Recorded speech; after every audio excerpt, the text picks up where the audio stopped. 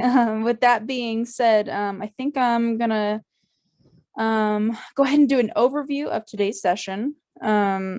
So starting us off, Alyssa will be going over proposal writing and discussing proposal writing tips. After that, Kaitlyn will be giving an overview of TRLN Grant Station Online.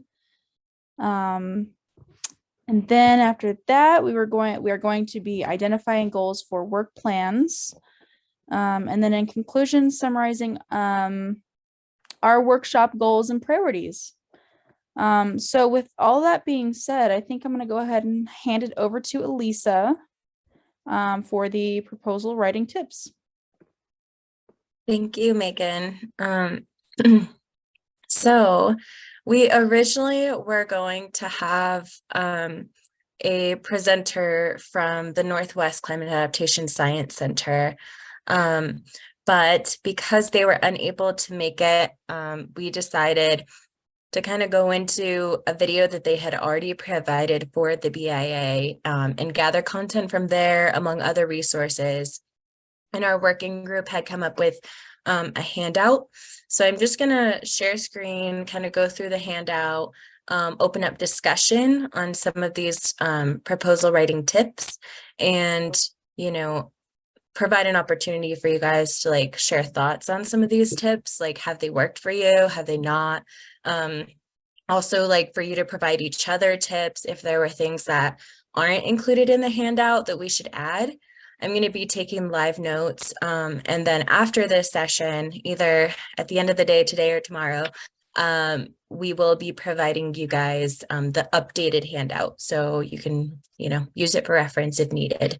And so that being said, let me share my screen.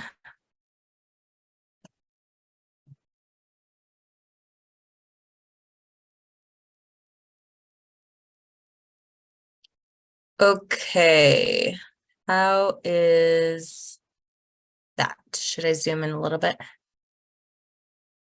Bigger or good? Looks good to me. Yeah, looks good. Okay. Okay, so there are many different parts, as we know, to proposal writing, coming in different stages. So the first stage is defining your project. And so I'm not going to go over each of these in depth. You can definitely take a look at each of these sections. And they were kind of covered. I know some of these points were covered during the retreat, and others weren't. And so we're going to start at a later stage. And if we have time or want to go back to an earlier stage, then that's fine too. So the second stage would be developing a funding strategy. And then the third would be identifying project partners. And then the next would be find funding opportunities,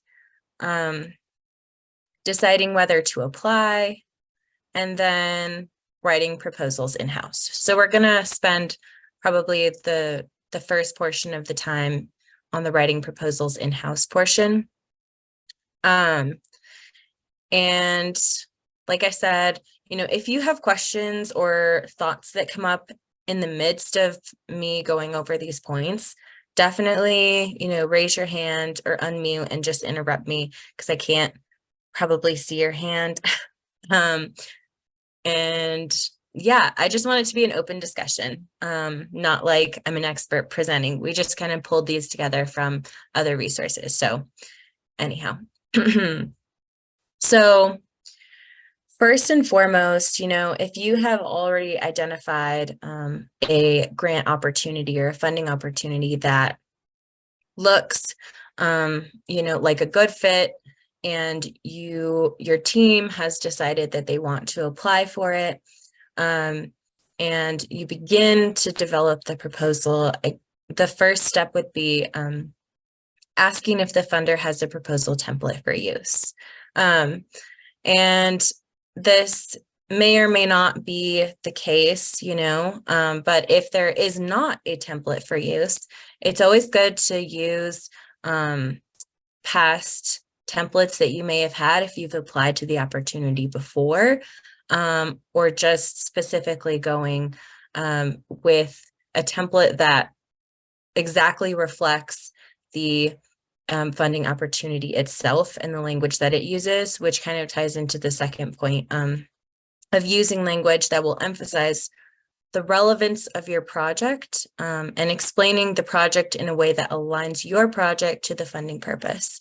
A lot of this, you guys might know, but we have like a diverse set of coordinators and teams on here that might, not have this context. And so sorry for, everyone who this seems like 101 to, but yeah, just wanted to put that out there.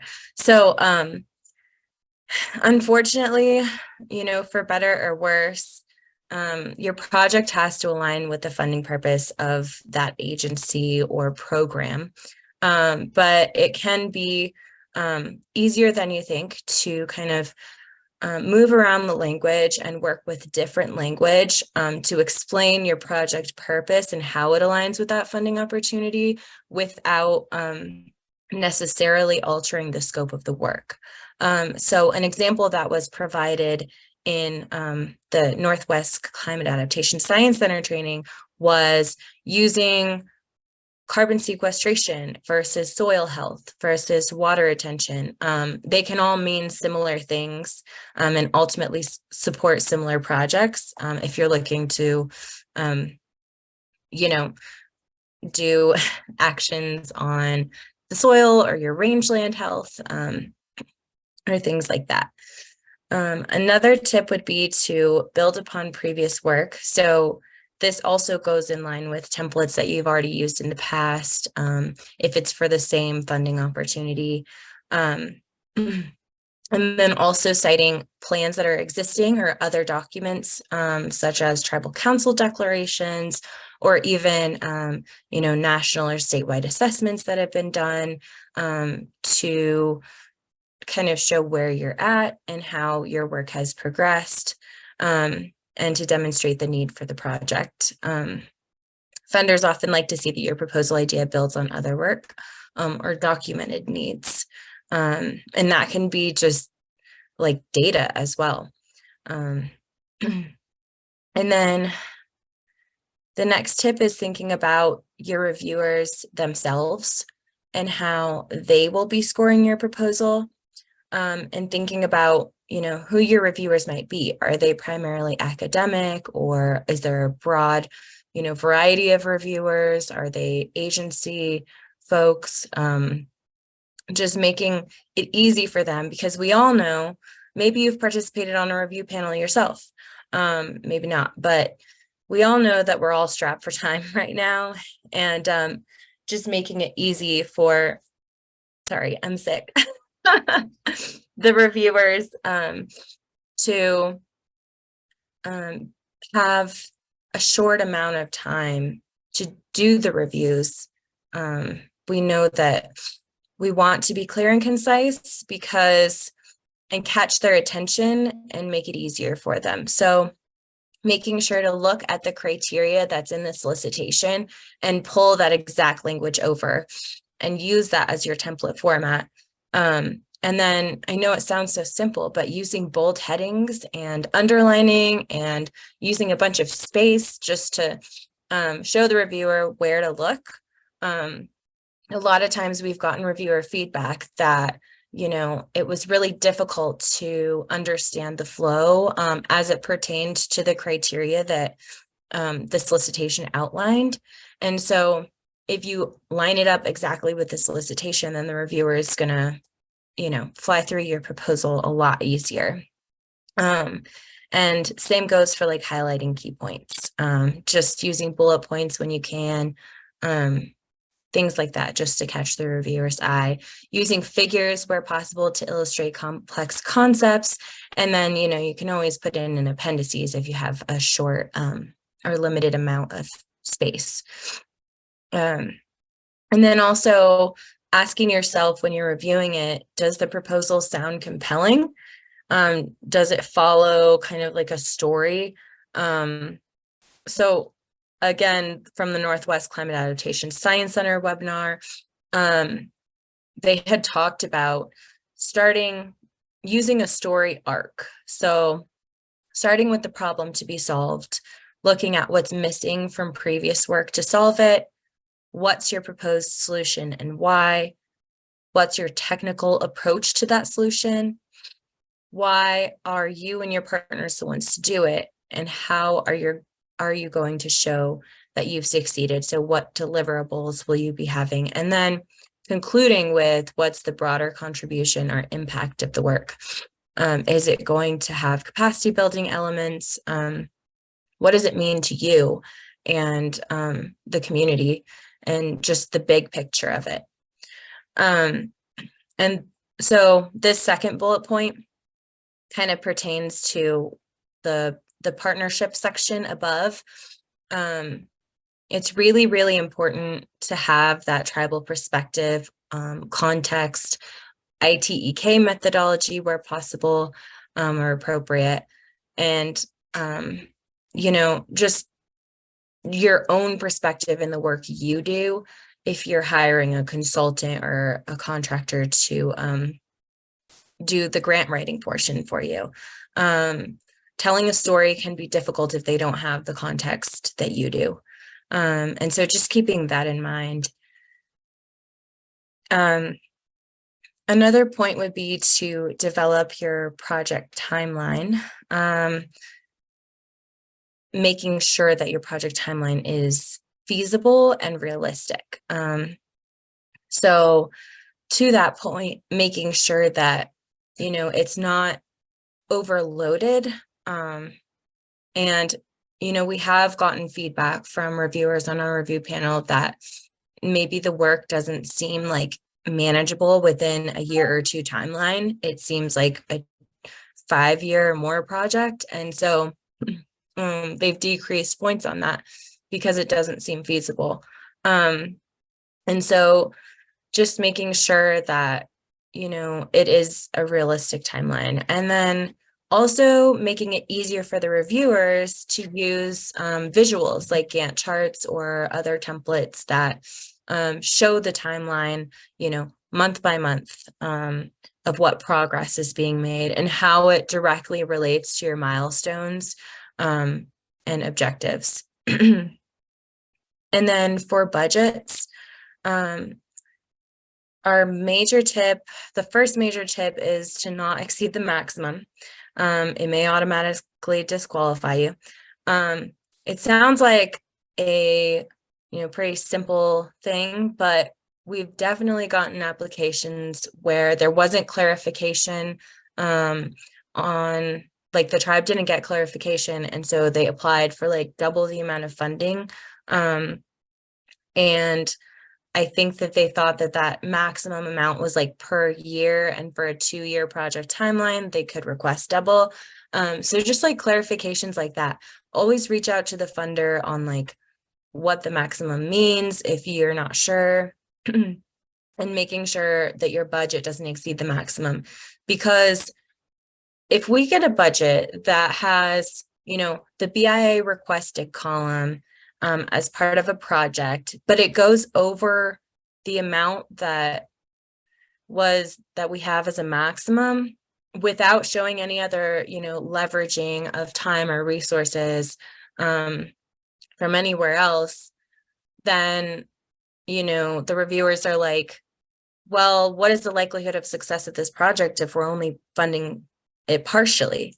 So just making sure, that you have other funding sources. Sorry.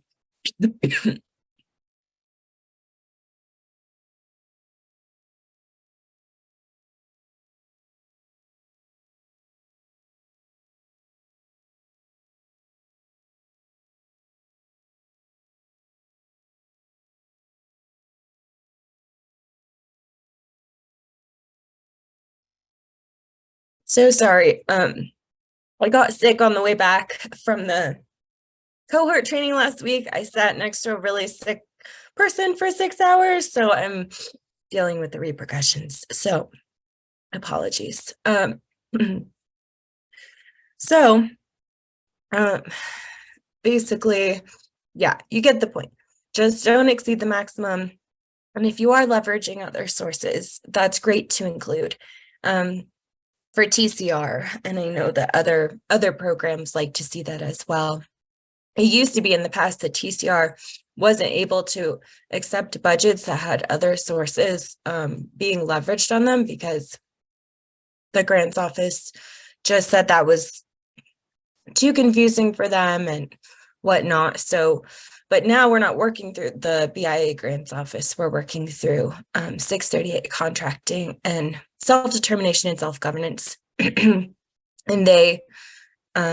they're fine with that. So it would be really helpful for reviewers to see that in the budgets for TCR anyways. And then of course, asking if there's a budget template available, reaching out to the funders to ask just in case. One thing I will mention there, so this is for TCR grants specifically, or contracts specifically, making sure that the budgets are not confusing. So in the past, we've received budgets that have like basically a cost per task item or per project, sub-project task. And that's very confusing, I think. And this is something that would be mentioned during like the solicitation webinar. So don't worry about, writing this down or whatever, but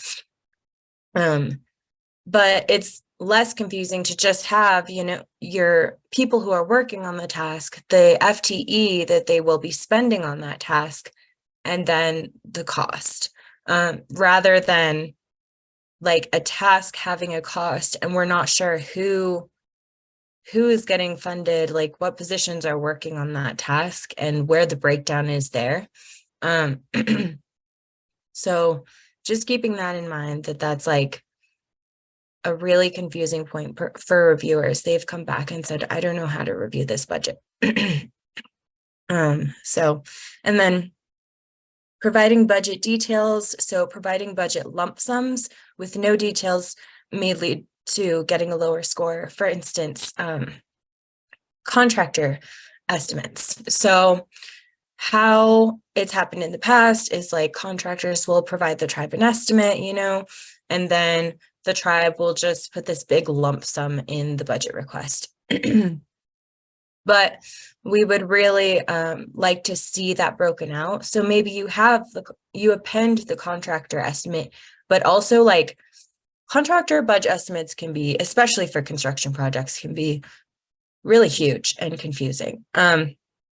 But maybe just taking like a few of those bigger costs, the way that they break it down, like a few like bigger sections, and adding those to the breakdown of the contractor section of the budget, because those budgets that have contractor breakdowns for costs are a lot stronger to the reviewers. They see that as more of a safety net for project security if they know what the costs are going for, and that the project is likely to succeed. But if they just see this like massive lump sum and they don't know where to look, then it's the reviewers are always like, seems really weird. So just putting that out there. And then is your budget realistic? So similar to the timeline, if a reviewer thinks you may not have included enough funding for a project, or you may have overestimated costs to complete the work that you've described, they may give you a lower score. So reviewers in the past, like they have looked into contractor budgets and make sure that, like, also just to have the tribes back too, that they're not like overestimating on costs, and that it like seems legitimate. And then also the other way around is like they've researched the cost of like equipment online and they're like, this is way overestimated. There's less expensive equipment out there. So just like being realistic with the cost of everything, because reviewers will often double check that. And then lastly, asking for feedback on your proposal. So this also relates to a point at the beginning section in partners up here.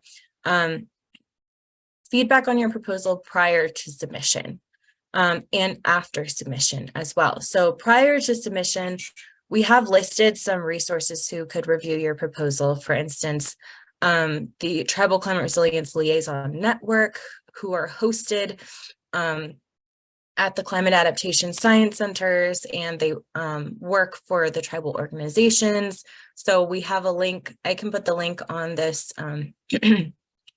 on this handout. But for instance, Kaitlyn, Tess, and Geraldine, as you met, they are liaisons that are a part of that network, and they work for Native American Fish and Wildlife Society. And then in the Northwest region, we have Amelia Marchand, who works with affiliated tribes of Northwest Indians. They are all very resourceful, and a part of their role is to be able to help with proposal review prior to submission, at least for TCR, if not for other opportunities that are related to climate adaptation or relocation as well. And so if you ever have a question prior to proposal submission, they're good resources. And then also we know from the presentation last week that the environmental finance centers can help to develop proposals with you, for you, and also review. So I think that there's plenty of resources, and we have them listed above too. I see there's things going on in the chat. So I'll stop here since that was like a whole lot. Just to see if anyone has comments, clarification questions, or anything before we move on.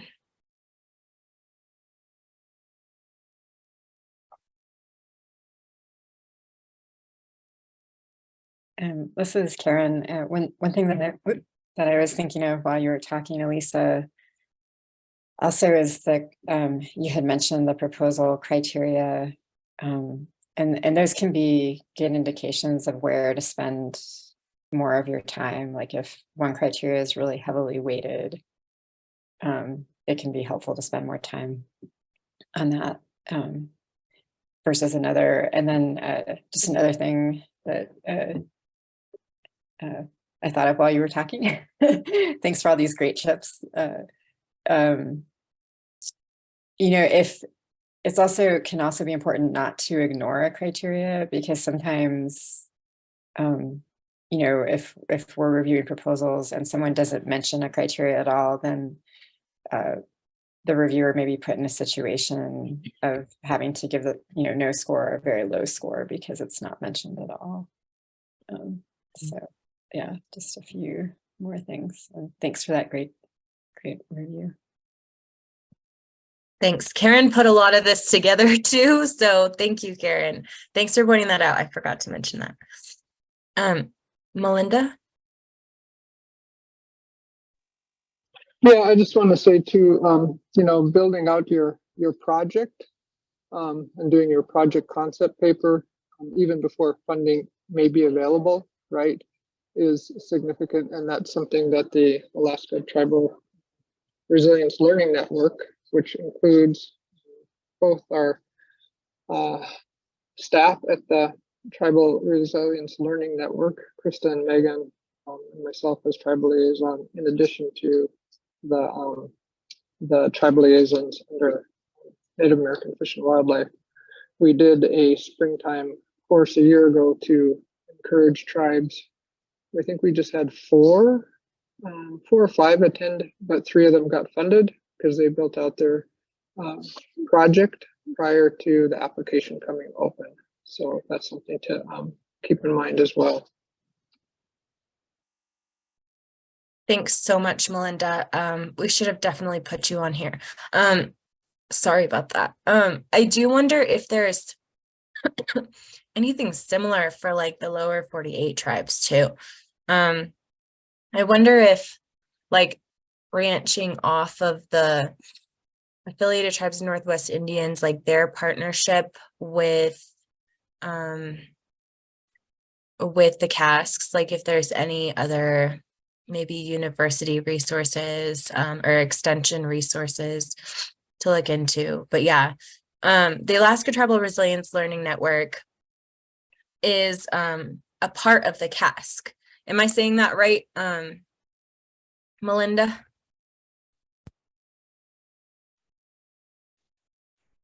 Sorry about that.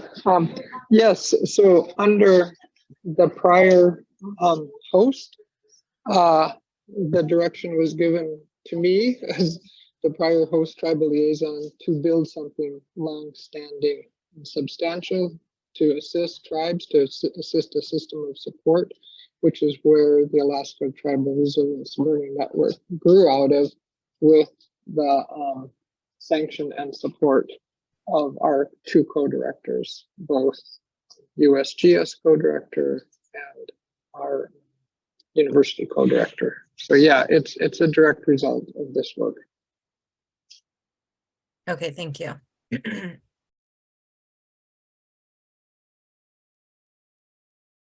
And definitely there's many other, I think there are a few other resources listed in the funding booklet that we have shared and are continuing to update for proposal development. So this isn't an exhaustive list on this handout sheet at all, by any means.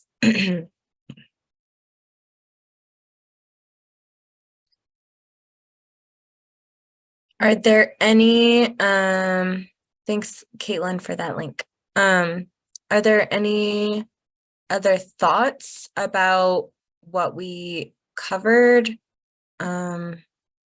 just now, or questions?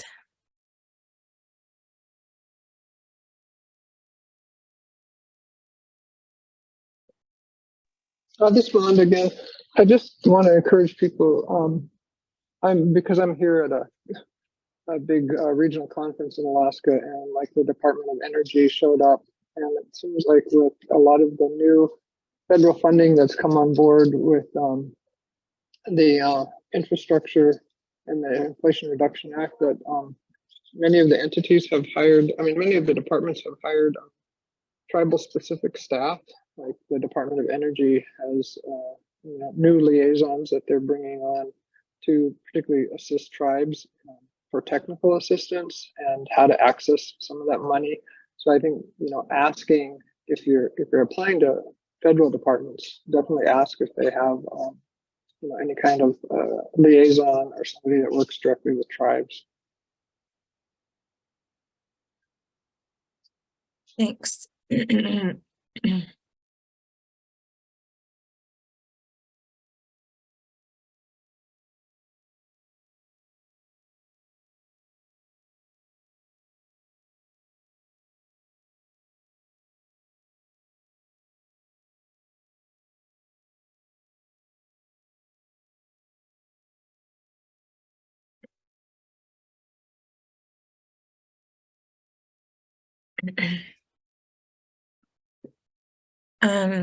And the EFCs, that was actually a part of that new funding that came down through EPA, right? EPA funded some of those EFC programs, and I'm pretty sure. Karen, was that right?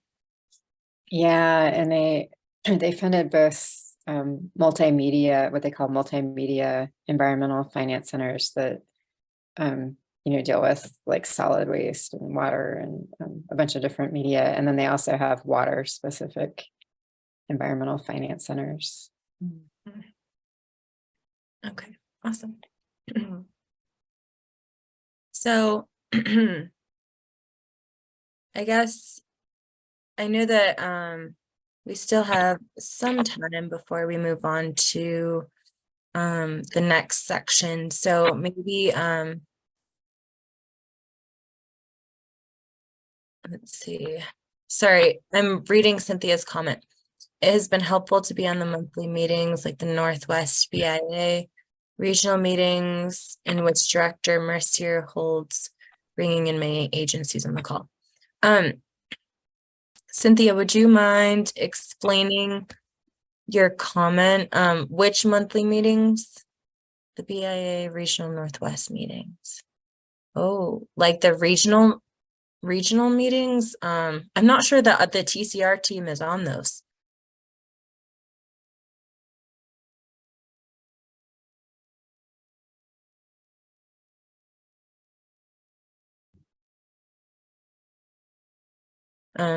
Cynthia, if you are talking, you are on mute.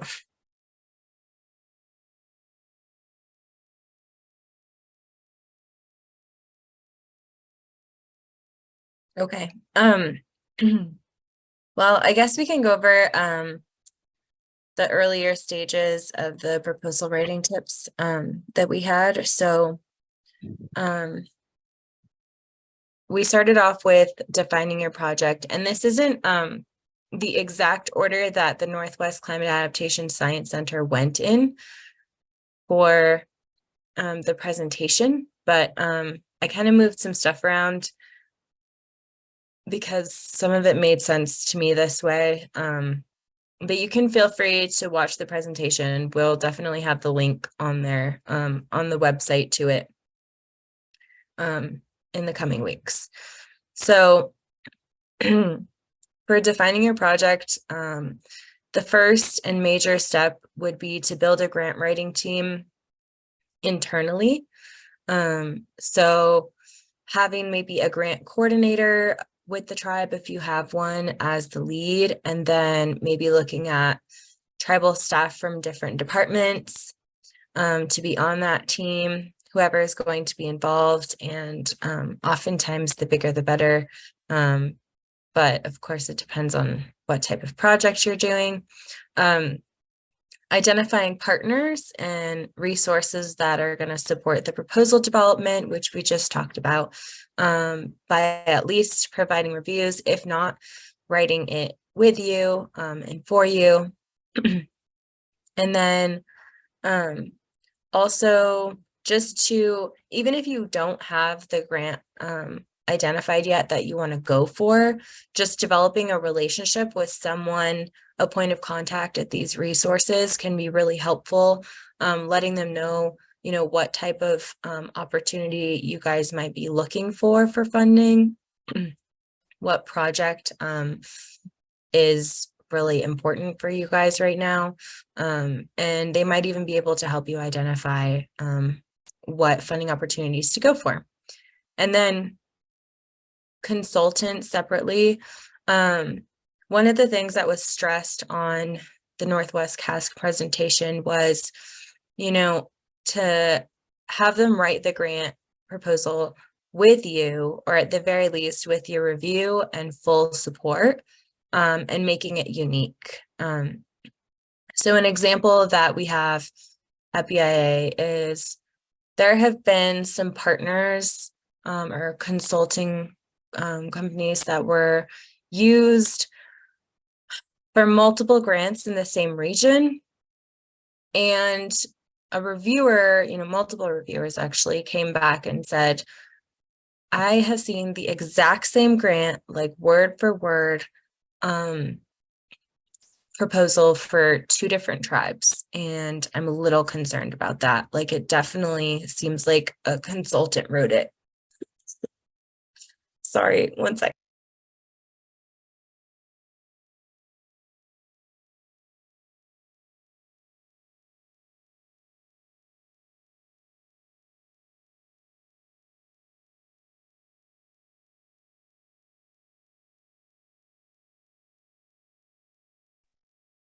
Okay.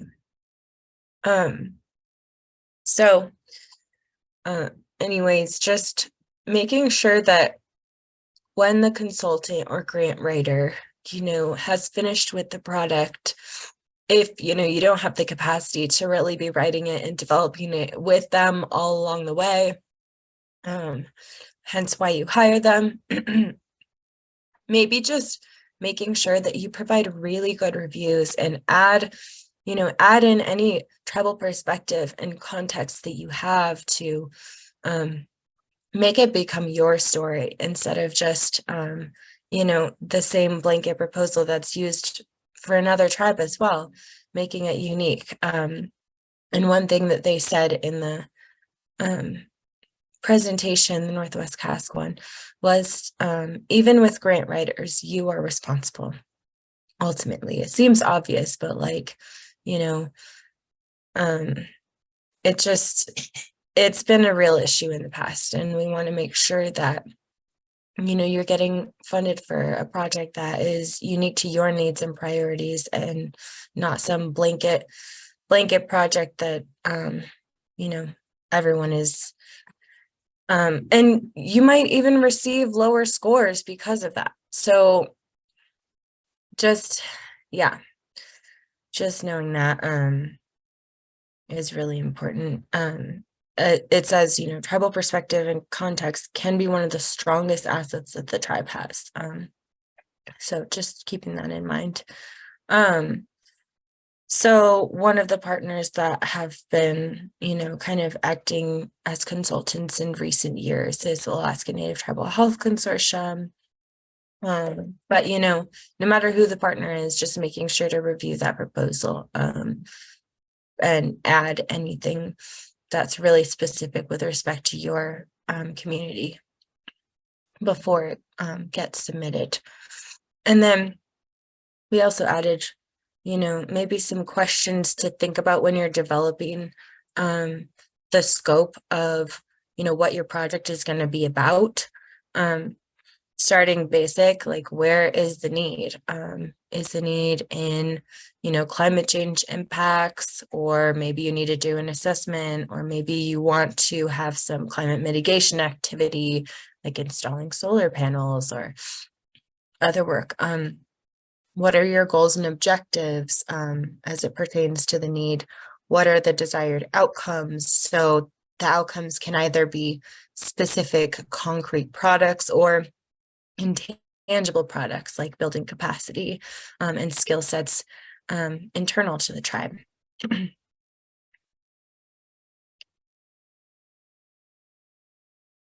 So the next step would be to develop a funding strategy. So you might want, it might be a huge project to undertake, such as RMP activities are, but dividing into a series of fundable projects, and then also how are those projects going to be ordered in a way that makes sense and is feasible, and from what funding sources. So just developing sequential proposals that build upon one another and ultimately will contribute toward a larger project. And so I know that I cover partners on the last page, but I don't want that to get confused with project partners, because proposal development partners, like a lot of those partners, actually, you know, they leverage their own time. It's at no cost to the tribe, and they're going to, it's their job to help you. But a lot of project partners, you know, are consulting companies that, you know, are also trying to make money. And so they, you know, just to be careful when choosing them, and that the project partners just are different. And so when selecting a project partner that's going to be with you for the next few years or however long the project takes, just looking at the expertise that's needed. Do you have all of the necessary knowledge in-house? Maybe it's just in a different, you know, tribal department that you need to access that knowledge and have them be a part of the project, whereas maybe before you didn't think about that. Or are there training tools and other resources that are available to build your internal capacity or skill sets to manage the project? And then, you know, lastly, looking outward, if that expertise isn't able to be easily obtained, availability. So looking at partners that actually are going to have the time to collaborate effectively on the project with you, not ones that are, you know, just already have a lot of other projects going on. You want to make sure that, like, their long-term partners too, for as long as you would need that project to go on. And then also requirements. Are there partnerships that are either required, or would they be an additional benefit in order to access that funding? That's also really important to think about. And maybe you don't know, where to find that expertise or that partnership that you're looking for. And so you can reach out to one of the resources that were already mentioned on the first page, and they might be able to come up with suggestions of partnerships that they've seen in the past tribes use, or that they know of as well. And then lastly, letters of support. So being sure that your partners, whether or not they're going to receive monetary benefits from the project, who know you and can speak to your ability to complete the project, and also say why the project is important, for them to definitely provide letters of support.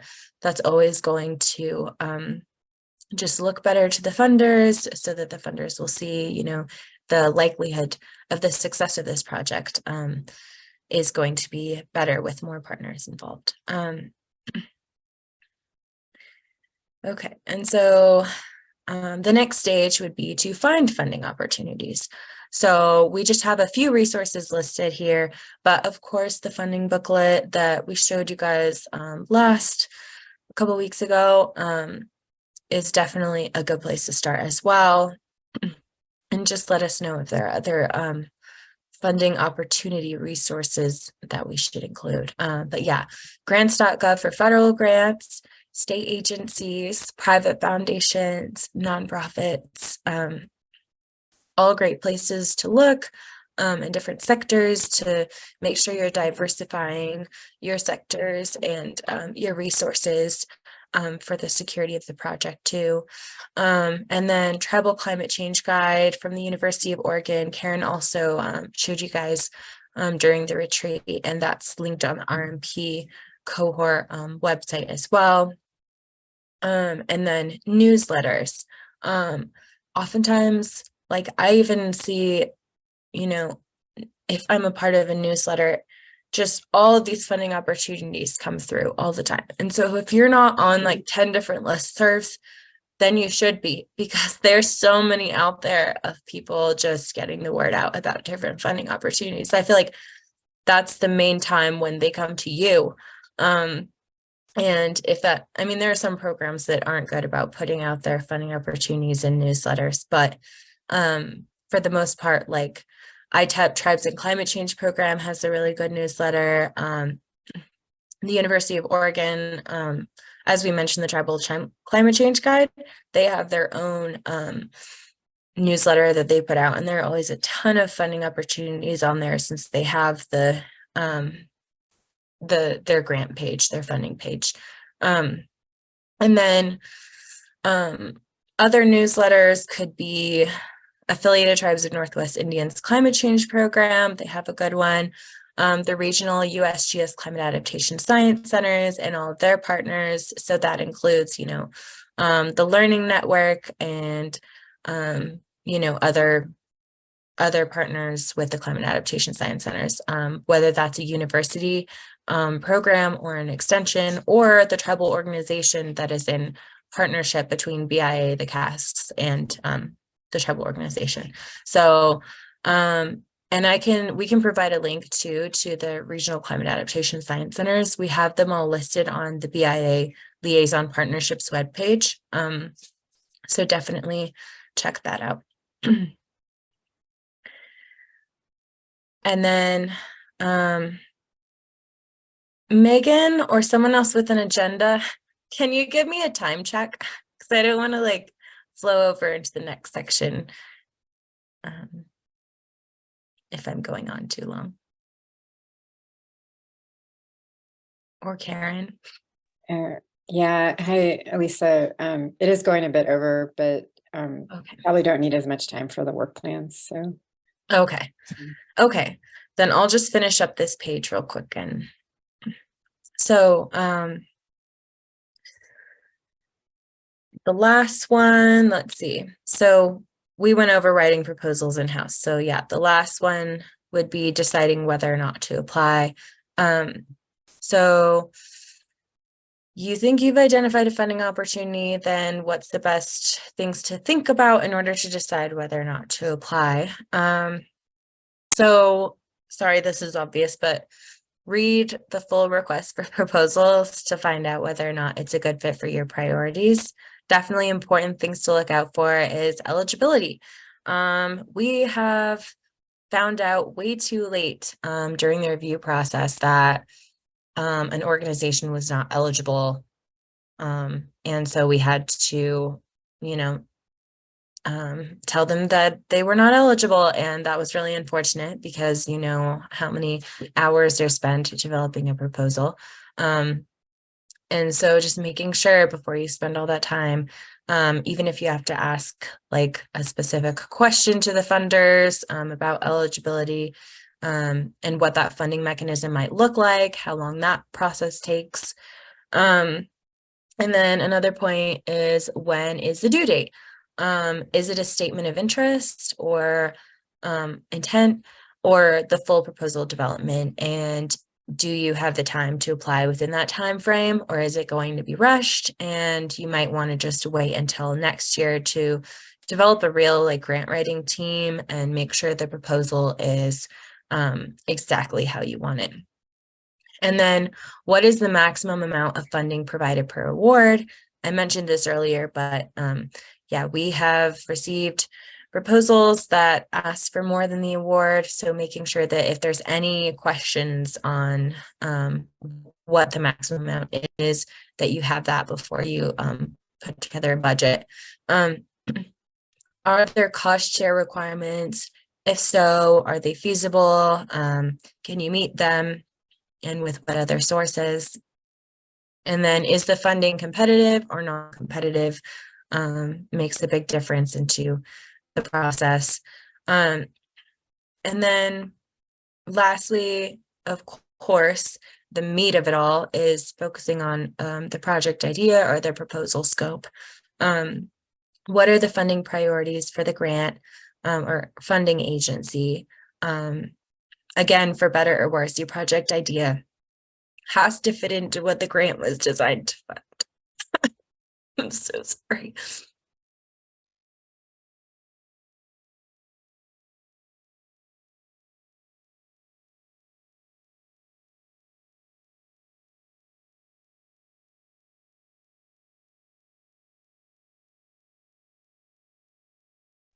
Pray for me, y'all. Just kidding.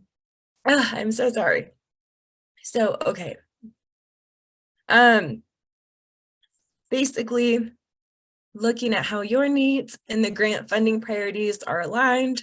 So, an example that was provided was, if a wildlife proposal, if you're going out for like some sort of wildlife proposal, is there a particular species that's important to your community that could benefit from conservation, and just like using that species as a base point or a pivoting point to really expand on conserving wildlife in your community. There are ways to align your needs to the grant opportunity, but just making sure that you're using language that can stay within the scope of your project, but also is relevant to that funding priority. And if you have to contact the funder, definitely you can, to see if your proposal idea is within scope of what they fund. And, if maybe they can give you some pointers, or it's something that they have funded in the past as well. So, and then some more questions to think about, is it worth the effort? How much competition is there out there? Is there a tribal set aside? And if there's not a tribal set aside, definitely, this is just a side note. If there's not a tribal set aside, and there should be, definitely reach out to TCR, because we have interagency working groups, and if there is an agency that is not meeting some of the Biden administration's priorities for environmental justice. I definitely think that that's something we should be bringing up. But anyhow, yeah, so what is the competition like? Is there a tribal set aside? You know, how much effort is it going to take to apply? What is the proposal length limit? Is the software user friendly? Are there issues with the software? Do they have technical assistance if the software is too difficult to navigate? We've had a lot of issues in the past with software, and so we are trying to go through a software procurement process to get something that's user friendly, and where they have like someone you can actually call for technical assistance. So yeah, all things to think about. How much value is it worth? Is it, you know, more effort than it's really worth? Could you focus your time and energy elsewhere? And then another thing that was on the Northwest CASC presentation was, is it authorized or supported by leadership to apply? Which I thought was kind of interesting. But apparently there have been, you know, tribes who applied to a funding opportunity in the past, and once they got awarded, you know, leadership was kind of like unaware of it. Even if like maybe prior leadership had a cover letter or something, but current leadership was not in support of it, and they had to like give the funding back. And so that's always like really unfortunate. And I didn't even know that was like a thing that happened often, but definitely making sure that like your leadership is in full support, and making sure that if there is turnover, that you have everyone just really well informed about, you know, what projects are out there to be funded. I see there's a lot going on in the chat. Are there any questions? Or thank you for your prayer, Dora. And yeah, are there any questions or thoughts that you guys want to put forth? Maybe we forgot to include a tip that you guys have for each other, you know?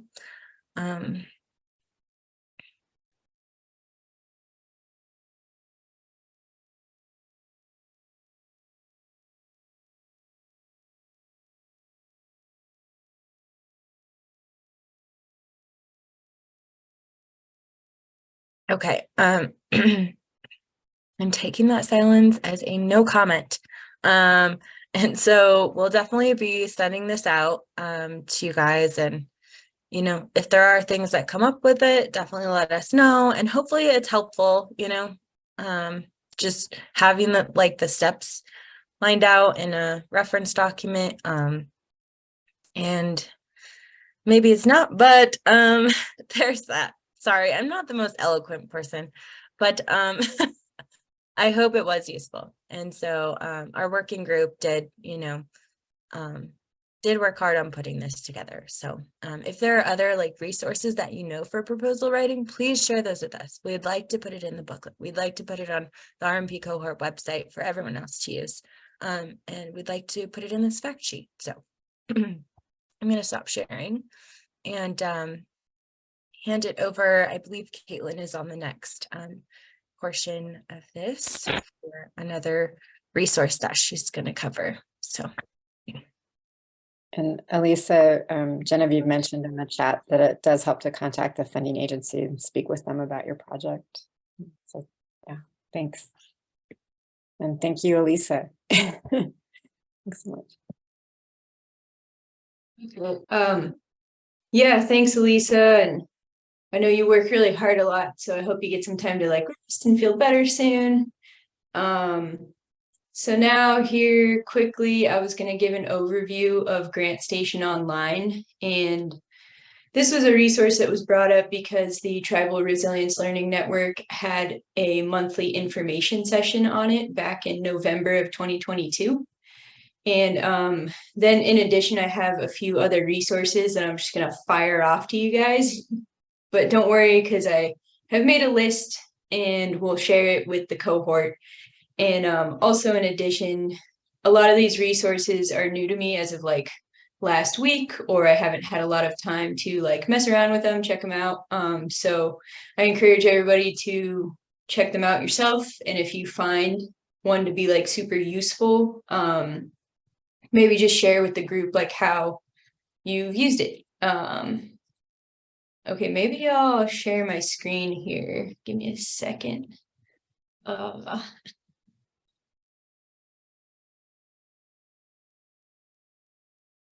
Okay, I think I got it. Yes.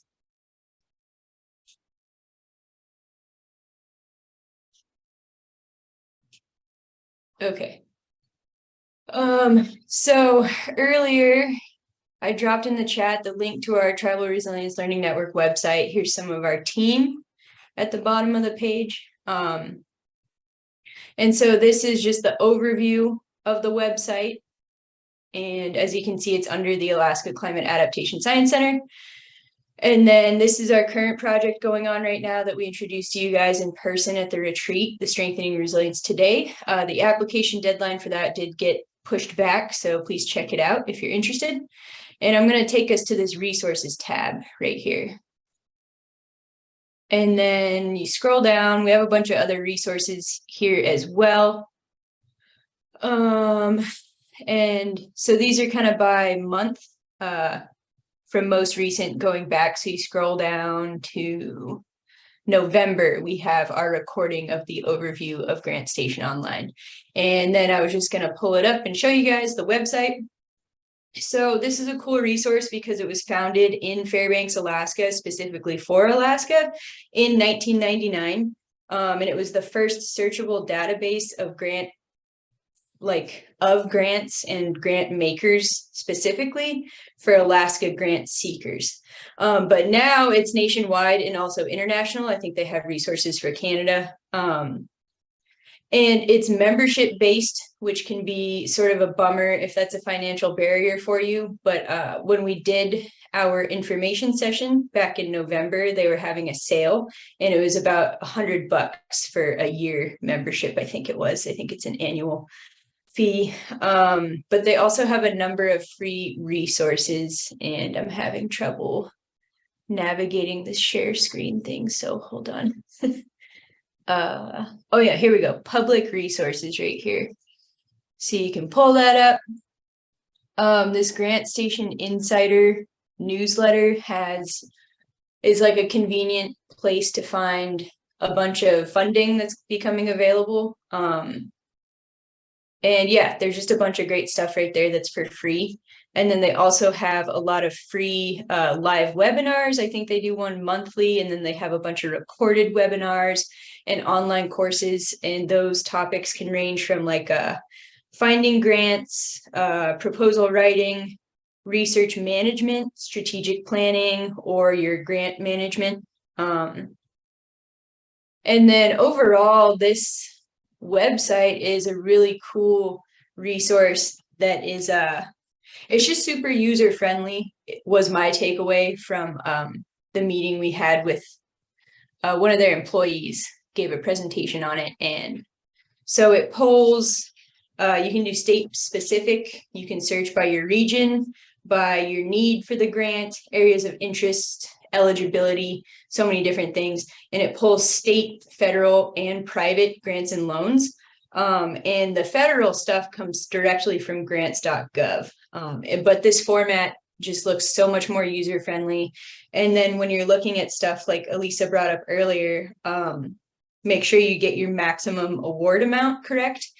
It'll have that laid out like very easy to find. It's usually over on this right side. They'll have like a bunch of tidbits about the specific grant. Yeah, I think that's about all I had on Grant Station specifically. So let me go to my little list here that's not exactly neat. So I'm going to start off really quick with this National Coastal Resilience Fund. And this is put on by the National Fish and Wildlife Foundation. But the thing to note here with this is their request for proposals is out right now.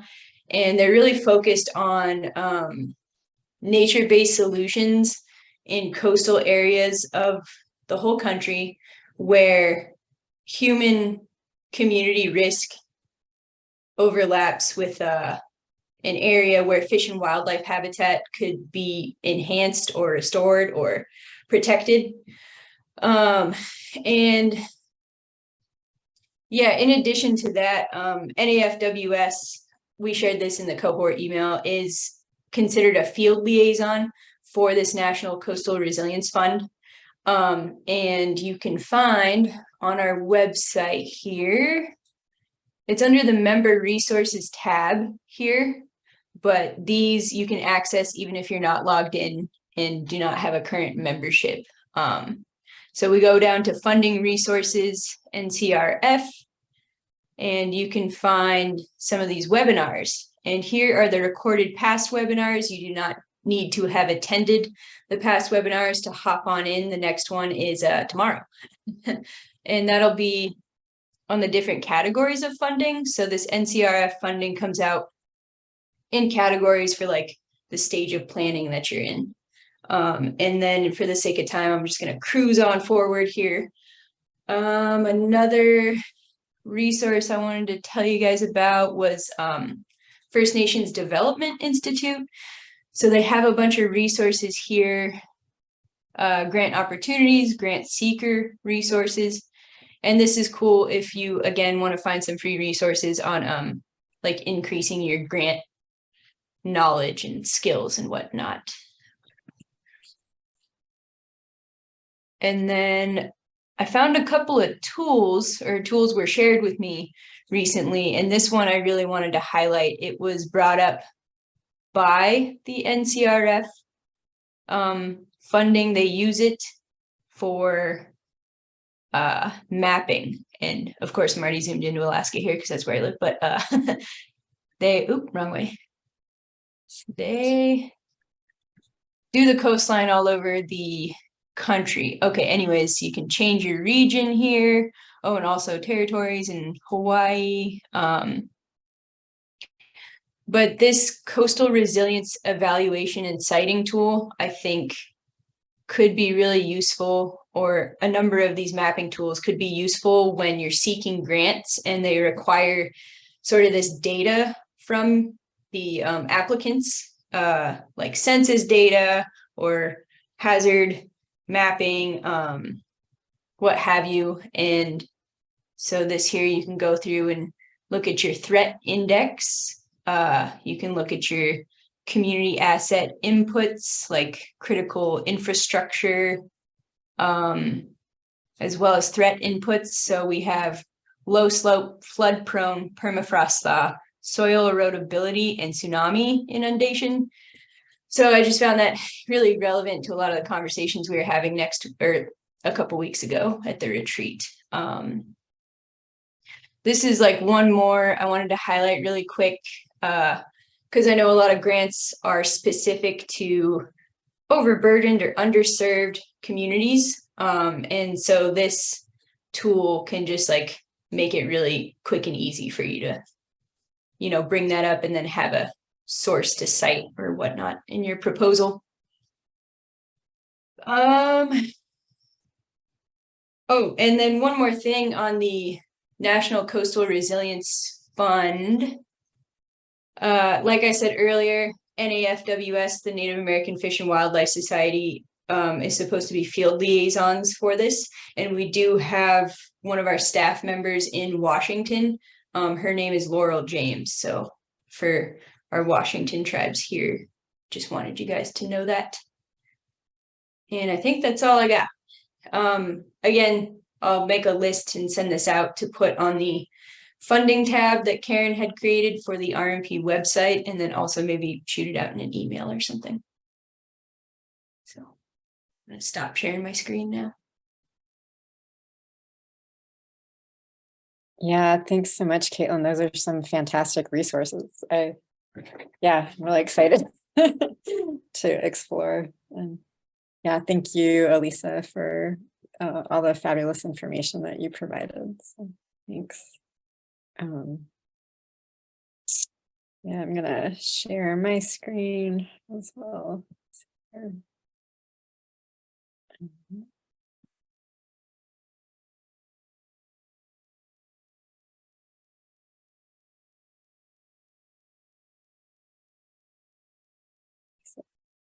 There we go.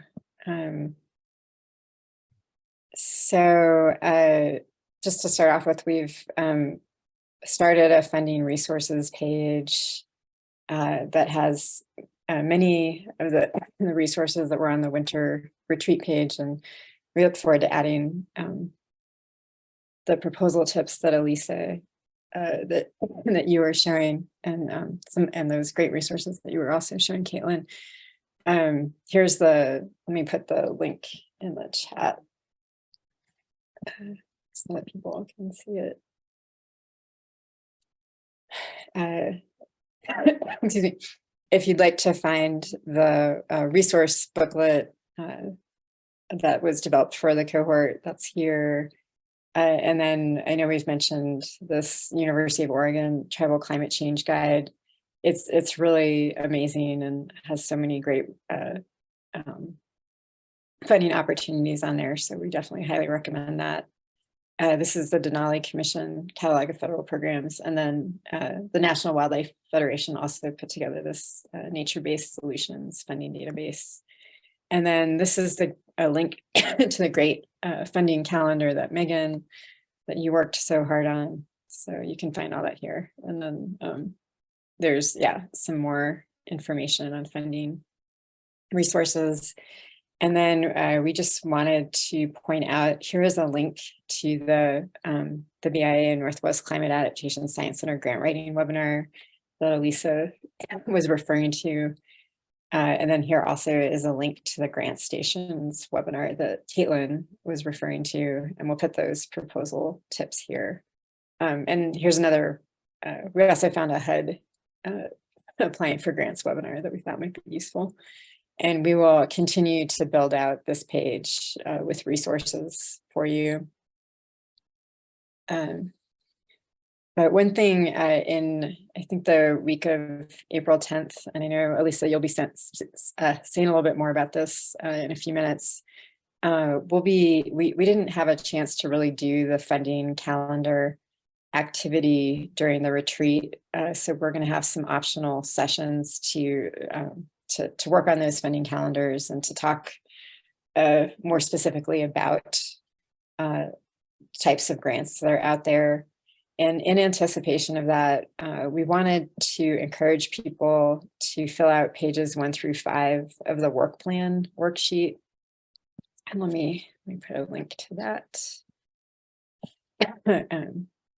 And the idea behind doing these first 5 pages, let me just put that again. In the chat, is to really think about the goals that your community has, the RMP related goals that your community has, and these can be related to a lot of different topics here, baseline monitoring, threat assessments. There's just so many different aspects of relocation, manage, retreat, and protect in place to consider. Excuse me.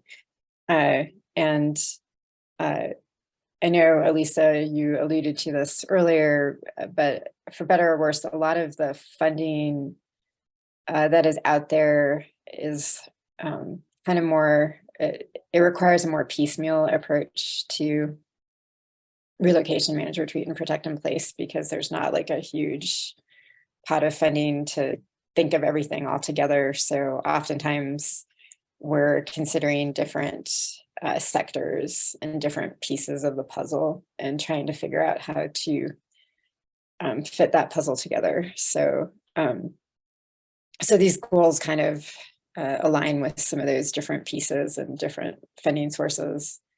And then what we'd like to encourage you to do is maybe to choose, I hope I'm not scrolling too quickly, I'm blinding everyone, to choose 2 or 3 shorter term goals that are in that 1 to 3 year range, and then maybe 2 to 3 longer term goals that are in longer than 3 year range that you'd like to focus on. And you can either do this worksheet ahead of time or also during these optional sessions. And if if you do get us some of these goals ahead of time, we, the planning team, will try and do some background research for you on different funding sources that might be applicable.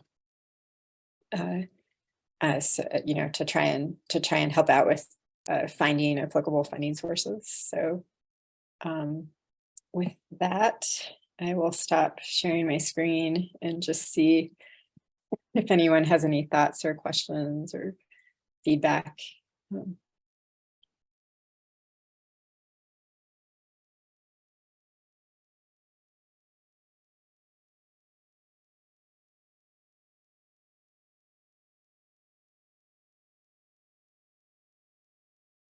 All right, and if not, Alyssa, I hope it's okay if I turn it back over to you. Thanks, Karen, for going over that again. And I hope that it is helpful to everyone. So as Karen mentioned, we are going to have some optional sessions because we didn't have time to do the funding calendar activity. I'm so sorry, I'm totally gonna cough.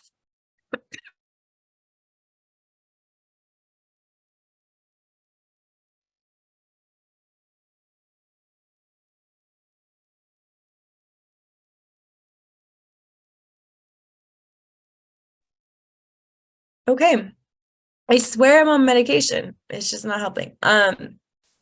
So as Karen mentioned, we are going to have those optional sessions. So if you go onto the RMP Cohort website and look at the training outline, you can see our schedule in the next few weeks in the upcoming sessions. So between community planning session number 2 and community planning session number 3, during the week of April 10th through the 14th, I believe, we have not sent out the calendar invites yet. We want to make sure that our working group team can all be there to support the cohort members. But during that week, we will be scheduling 2 optional sessions where you can have the opportunity to workshop those identifying goals and work plans sheet that Karen just went over, in addition to working on the funding calendar activity, just having space to do that together. So we will be sending out those invites pretty soon, so just keep an eye out there. And thanks, Karen, for sharing the link to the training outline. But yeah, I did want to before we close out, offer just time for takeaways from today's session. If there's any overall comments or questions on any of the content that was provided today, or anything like that.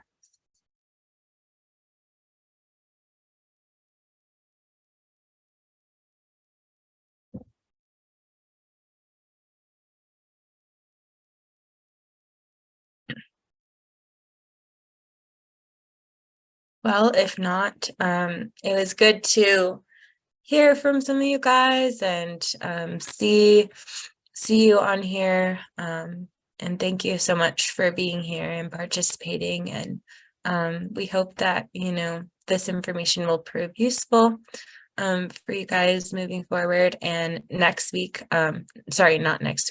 next session will be the first community planning session. So we'll see you guys in just a couple weeks.